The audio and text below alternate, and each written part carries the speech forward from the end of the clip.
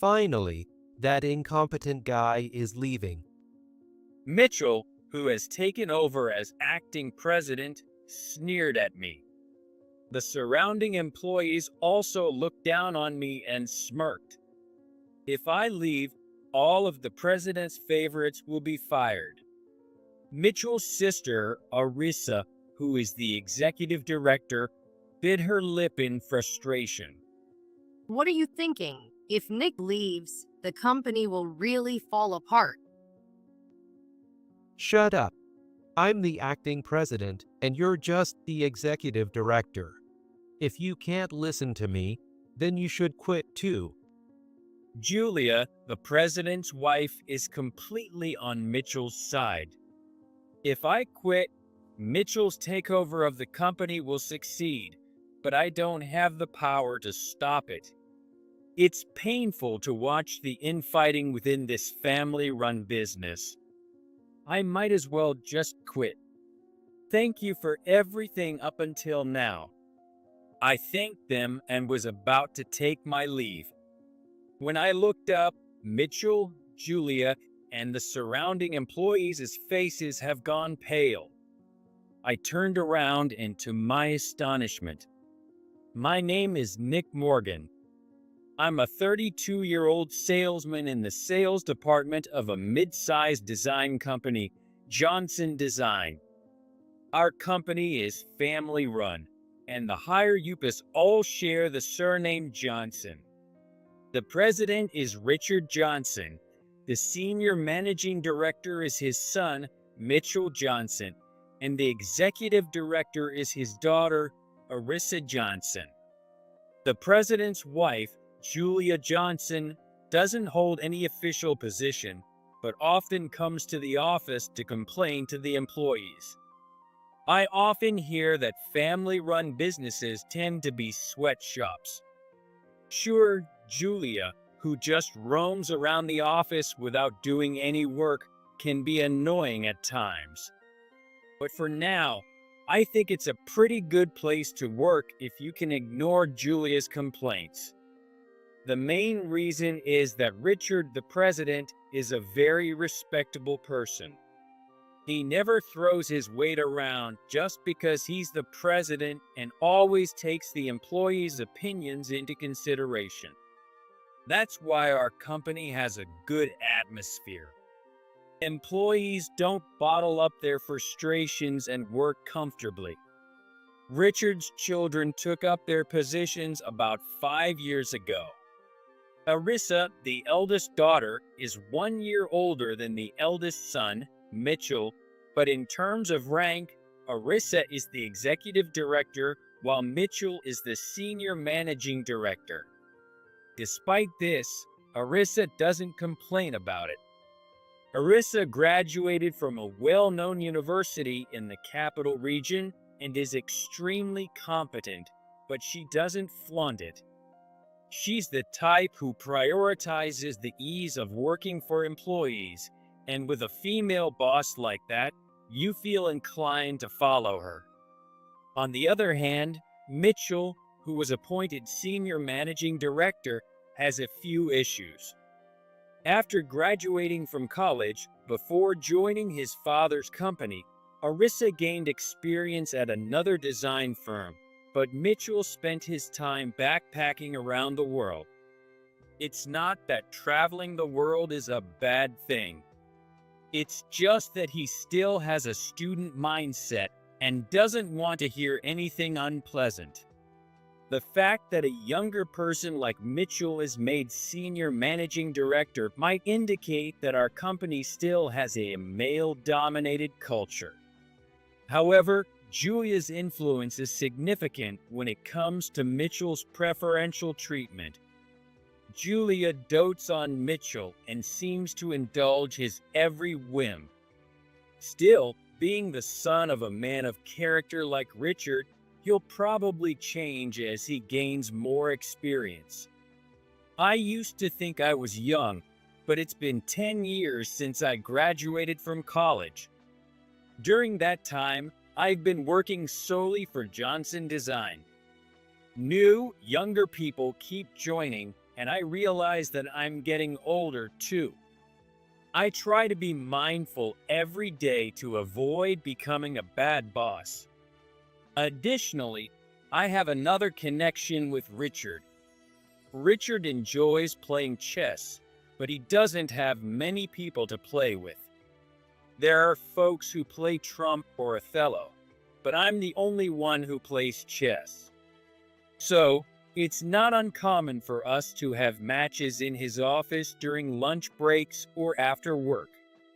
We don't go easy on each other, and our win-loss record is about even. Well, I lost today. I guess I'm getting old. What are you talking about, Richard? We still need you to keep going strong.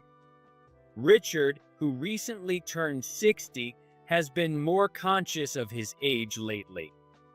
From my perspective, he's still very young and vigorous, a model for 60-year-old professionals. It seems that his concern about aging is partly because he feels Mitchell is still not competent enough to be trusted fully with the company. I hate to leave it at a loss. How about another match, Nick? Sure, I won't go easy on you. Richard laughed heartily, and we started setting up the chess pieces again. Then, one day, a female employee rushed out of the president's office. Someone call an ambulance. The president said he's having chest pains and collapse. When we headed to the president's office, the door was open and several employees had already crowded inside. Mitchell and Arissa were shouting loudly. Dad, hang in there. I'm loosening your tie now. Dad, you'll be okay. Just don't move. The ambulance is on its way. The paramedics arrived quickly and took Richard away on a stretcher. Mitchell and Arissa accompanied him. Julia, who was at home, was informed and headed straight to the hospital. We couldn't focus on work and waited anxiously for news from Mitchell and Arissa. Soon, Arissa called the office. Dad is completely unconscious. They say it's arrhythmia and a high fever, and he's in critical condition. From that day, a sense of unease spread throughout the company. Everyone tried to keep working, but there was constant gossip about the future of Johnson Design. If the president doesn't make it, will we all lose our jobs? No, we have the senior managing director and the executive director. One of them will take over. That one of them is a major issue. I think things would go well if Arissa became the president, but if Mitchell took over, I could only see a bleak future. The Johnson family had several family meetings. As a result, my worst fear came true, and it was decided that Mitchell, as the eldest son, would serve as acting president. This is one of the downsides of family-run businesses. However, it's not like the acting president could be decided by an employee vote. The next day, Mitchell confidently arrived at the company as the acting president. During the morning assembly, Arissa informed all the employees. The president still hasn't regained consciousness. Johnson Design is facing the biggest crisis since its founding. Let's support the acting president and overcome this crisis together. I listened to Arissa's words, lost in thought. I wondered if Arissa was really okay with this, if she was truly satisfied. Acting president, please say a few words. Oh, I know everyone is anxious during times like these, but I want you to trust me and do your best. If we keep doing our best, I'm sure my father's condition will improve. One of Mitchell's cronies started clapping. Following suit, the other employees began to clap as well.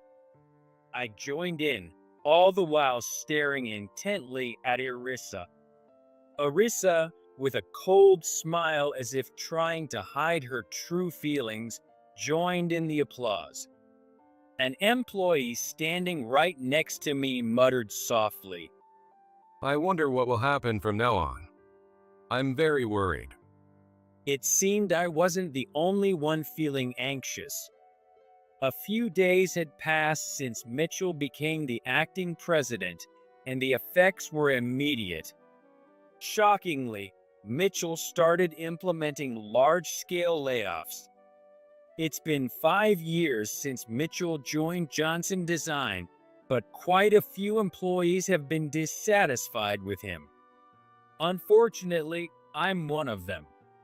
It seems he wants to get rid of anyone who doesn't agree with him. Let me explain how things have progressed so far. Before the layoffs began, Julia was constantly in the president's office. I don't know what they were talking about, but it didn't seem to be anything good for us employees. Hey, someone take some tea to the president's office and see what's going on. A female employee made some tea and knocked on the door of the president's office. We held our breath, listening for any sounds. Unfortunately, we couldn't hear much of the conversation. We waited for the female employee to come back. Soon, she came running back. It looks like they're going through with the layoffs. They don't want any employees who don't align with the acting president's vision. That means anyone who opposed the acting president in the past is definitely on the list. What are we going to do? I've spoken up quite a bit. If that's the case, I'm in the same boat. Since Mitchell and Arissa joined the company, employees have been clearly divided into two factions, the senior managing director's side and the executive director's side. I'm completely against Mitchell, meaning I'm on Arissa's side. Then, two of Mitchell's entourage, who had been in the president's office, walked in, and we all fell silent. What's with the funeral-like atmosphere? From now on, we have to support Johnson Design under the acting president. Well, we don't know how many of you will still be here. You'd better prepare yourselves. The two henchmen looked at each other and laughed loudly. At least their futures seemed secure. The next day, one by one, people started getting fired. First, it was the employees who openly opposed Mitchell's methods. Next, it was the employees who, even though they never voiced opposition, sided with Arissa whenever something came up. Arissa was becoming more and more isolated. It seemed Mitchell wanted to drive Arissa out of Johnson Design. Why can't a brother and sister, only 1 year apart and sharing the same parents, get along? In the end, I was the only one left on Arissa's side. Arissa bit her lip in frustration. My mother only cares about Mitchell. I've always been rebellious towards her, so she doesn't find me lovable.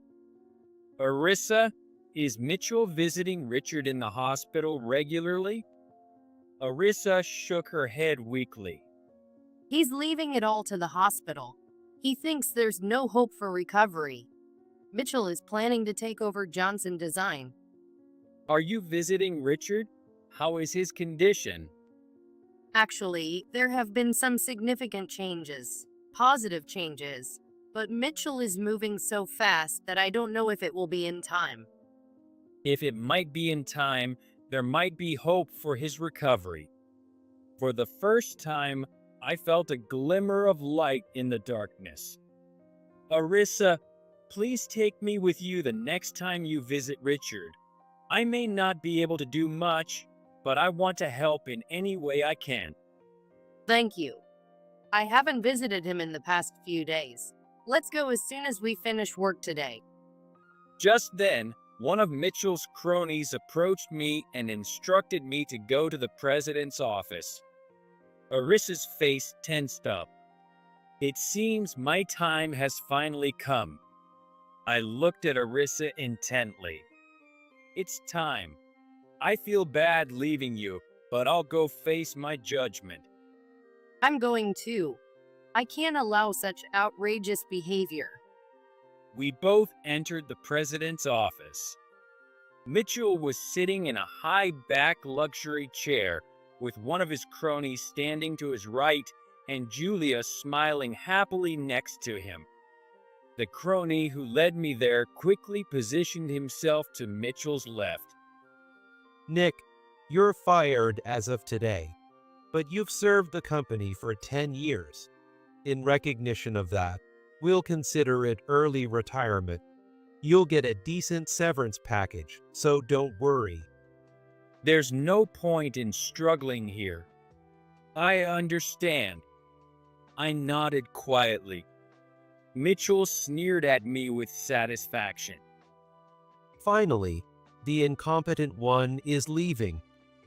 The cronies also looked down on me and smirked. Arissa bit her lip in frustration, but quickly retorted. What are you thinking? If Nick leaves, the company will really fall apart. Shut up. I'm the acting president, and you're the executive director. If you can't listen to me, you can leave too. Then Julia, standing beside him, spoke up. Without arms and legs, there's nothing you can do anyway. You're competent enough. You'll find a job at another company. Mom, are you saying I'm unnecessary here? Oh, you're just realizing that now? This company will be inherited solely by Mitchell.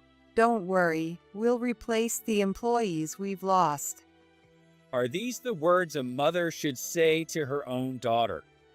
If I leave, Mitchell's takeover of the company will be complete, but I never had the power to stop it in the first place. It's painful to watch the infighting within this family-run business. I felt sorry for Arissa, but I was exhausted. I might as well quit. Acting President, Executive Director, Mrs. Johnson, thank you for everything. I said my parting words and was about to leave. When I looked up, Mitchell, Julia, and the cronies' faces have turned pale. When I turned around, I was astonished. There was Richard, the president, in a wheelchair. The person pushing the wheelchair, though in plain clothes, looked like a nurse. The doctor gave me permission to be outside for just 1 hour. Richard was a bit thinner, but his eyes were sharp and he radiated energy. Julia stumbled toward Richard. Richard, when did you recover enough to be in a wheelchair? You and Mitchell never came to visit, so you wouldn't know. But I've been getting better each day. I see. That's good to hear. I've been so worried. Richard snorted and turned away from Julia, looking instead at Mitchell. You've been doing whatever you please while I was gone. Remember, you're just the acting president, not the president. At first, Mitchell couldn't comprehend the situation, but hearing Richard's strong voice made him tremble. I just thought of the company. I thought you weren't going to make it. You underestimated me. I won't be taken down by something like this. My pulse is steady and my fever has dropped. That's good to hear. I was really worried. Richard glared at Mitchell. Don't say things you don't mean, but fine, I'm sure it was all your mother's idea. That's a misunderstanding, Richard. I would never put ideas in Mitchell's head. We've known each other for a long time, I can tell. Anyway, Arissa, I'm feeling a bit tired. Could you call a medical taxi? I need to go back to the hospital. Of course, Dad. You can give instructions from your hospital room. I'll be your hands and feet. Thanks to this huge commotion, my early retirement was off the table. Richard's recovery was remarkable. He dedicated himself to rehab to rebuild the muscles that had weakened during his hospitalization. Gradually, he started to walk on his own. I started visiting his hospital room every day with Arissa, and he seemed healthier each time I saw him. However, it looks like it will take a bit more time for a full recovery. So Arissa brought a computer to the hospital room to make it easier for Richard to work. With Arissa and my support, Richard could manage his presidential duties through telework from the hospital. Though he's 60, Richard has always been comfortable using a computer, so he was happy to work from his hospital room. He opened the laptop and turned it on. All right, what should we start with? First, let's get Johnson Design back to its original state. Displayed on the computer screen was a list of the employees who had been fired. It might be too much to ask them to come back after being let go, but we can't function without them. I'm prepared to personally apologize to each one. Yes, and I'll apologize with you. If I hadn't collapsed, this wouldn't have happened. Following Richard's instructions, the fired employees were brought back. We all joyfully reunited. I'm so relieved to be reinstated. I was worried because I still have a significant mortgage on my house. That's great. Let's continue to support the president. With this, about 90% of the original staff were back. Unfortunately, it wasn't 100%. So we'd need to hire new employees to fill the gaps. With some fresh faces, the company should grow even more. Eventually, Richard was discharged from the hospital and started coming to work in a wheelchair. Getting sick is no joke. If I had let my guard down, my son would take over the company. That's right, Dad. We need you to stay strong. Richard and Arissa have a really good relationship and trust each other deeply. The Johnson family had sadly split into two factions, Richard and Arissa on one side, Julia and Mitchell on the other. Julia must have loved Richard when they got married. Maybe romantic love doesn't last forever. Not being married myself, I don't have any right to say. Now that most employees have returned, it's time to deal with those who betrayed Richard. First, the two cronies of Mitchell were both fired. Those two made Mitchell overestimate himself. Well, the real culprit is Julia. As time went by, the couple grew more discontent with each other. At some point, Julia began to dote on Mitchell exclusively. Even though Richard was concerned about Mitchell's irresponsibility, he appointed him senior managing director above Arissa, who was a year older. This was Richard's way of showing affection, but it didn't reach Mitchell. The other employees who sided with Mitchell received strict warnings. Employees are in a weak position, so when leadership changes, they have no choice but to adapt. It was a tough decision for them too. Richard understood this well, so he didn't reduce anyone's salary or fire them. The main culprits this time were, without a doubt, Mitchell and Julia. Even though Mitchell was his son and Julia was his wife, Richard had to ensure they received appropriate punishment. First, Mitchell was demoted to a regular employee for recklessly playing with employees' fates while Richard was away. This demotion really hit Mitchell hard. Having been entrusted with the role of senior managing director from the start, and even using the president's office in his father's absence, this was intolerable for him. Mitchell was so ashamed of being demoted that he stopped coming to work regularly. This was convenient for those of us in managerial positions, as it avoided the confusion of how to deal with him. However, his prolonged absence made me curious, so I asked Arissa about the situation at home. Although Arissa lives alone, Mitchell still lives with their parents. So I haven't seen it firsthand, but I've heard he's holed up in his room and the housekeeper leaves his meals in the hallway outside his door. It's pathetic. Maybe he's just lost all his confidence at once. However, Julia, who dotes on Mitchell, blamed Richard's illness for the recent coup-like turmoil. The relationship between Richard and Julia had deteriorated beyond repair. Both Richard and Julia deeply cared for their children and forced themselves to live together to avoid causing them pain. As a form of punishment, Richard banned Julia from coming to the office. When Julia complained, Richard showed her the photos and documents he had obtained from the detective agency. You've been cheating on me all along. Did you think I didn't know? Julia had been frequenting Johnson Design because her lover was there. Her lover was a young employee in his 30s, and Julia had been showering him with money.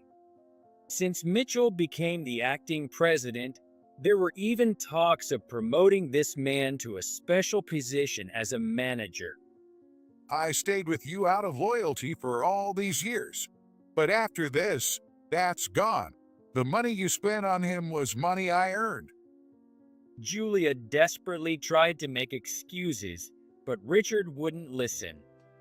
As the president's wife, trying to privatize the company was a serious offense. Richard and Julia were going to get a divorce after many years of marriage. However, Julia's lover quickly submitted his resignation and returned to his hometown.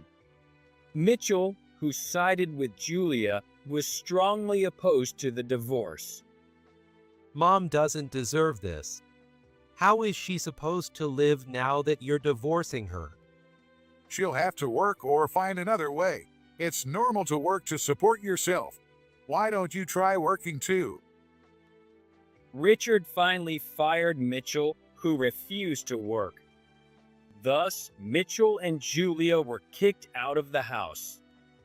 Normally, a young, able-bodied son like Mitchell would work to support his mother. But Mitchell refused to work for anyone else. His pride wouldn't allow it after being pampered as the senior managing director and acting president.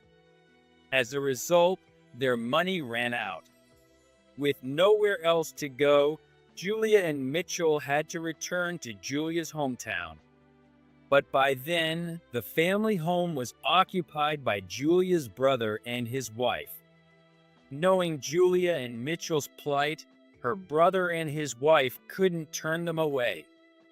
They were given a small room and lived with a sense of shame.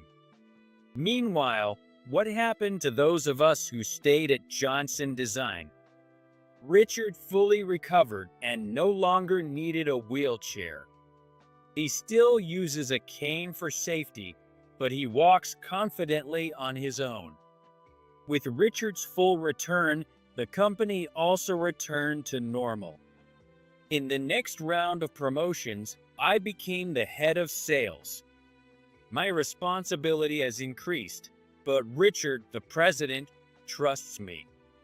My subordinates also trust and follow me, so I feel motivated every day. Arissa became the senior managing director and a great advisor to Richard. I should have made Arissa the senior managing director from the start. Then this coup-like incident wouldn't have happened.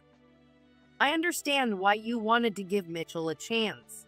It's good we found out early that he didn't have the capability. They say the least capable child is often the most loved, and Mitchell was exactly that. Richard deeply regretted appointing Mitchell, who lacked the ability, as the senior managing director out of fatherly affection. Thus, Johnson Design was able to recover from a major crisis. Our performance improved and employees' wages increased. We, the employees, are now more motivated than ever to support the company under Richard's leadership. Even during lunch breaks, I would play chess with Richard in his office. Just like before the hospitalization incident, our skills are evenly matched, and we take turns winning and losing. Richard seems to enjoy this. Getting an easy win in a game feels like patronizing golf, which doesn't feel good. I understand that very well. Richard stayed silent for a while. I thought he was thinking about the chess pieces, but he said something unexpected. Nick, aren't you thinking about getting married? You're not getting any younger. It's a bit embarrassing, but I've been enjoying work so much that I don't even have a girlfriend. But you're right, I should start thinking about my future. I may not be the best person to say this, given my marriage didn't go well, but maybe it's time to consider marriage. Maybe I should join a group date or something. At that moment, there was a knock on the door, and Arissa walked in. Oh, playing chess again? You two are as close as ever. Nick is the only one who plays with me. Arissa casually sat down next to me and watched our game with interest. Nick, can you teach me how to play chess? I'd like to study and try to beat my father. That sounds great. Richard might get bored just playing with me all the time. Richard looked back and forth between Arissa and me, grinning. How about the three of us go out for dinner tonight? That sounds nice. Nick, are you free? I'd love to join you. Lately, we've been spending more time together like this. It's the most comfortable and pleasant relationship for me.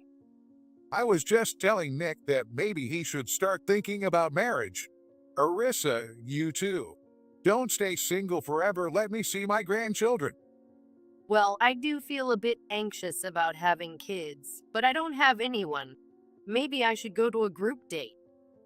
When Arissa said the same thing as me, I couldn't help but laugh. I was just saying the same thing. Arissa, shall we go to a group date together? Sure, that sounds fun. Just make sure to bring some handsome guys. Wouldn't it be faster if you two just got married? Arissa and I looked at each other and laughed. I'd be lying if I said I wasn't aware of Arissa, but I felt I wasn't good enough to ask her out yet. When I glanced at Arissa, she blushed shyly. Maybe I should ask her out for a drink next time, I thought vaguely.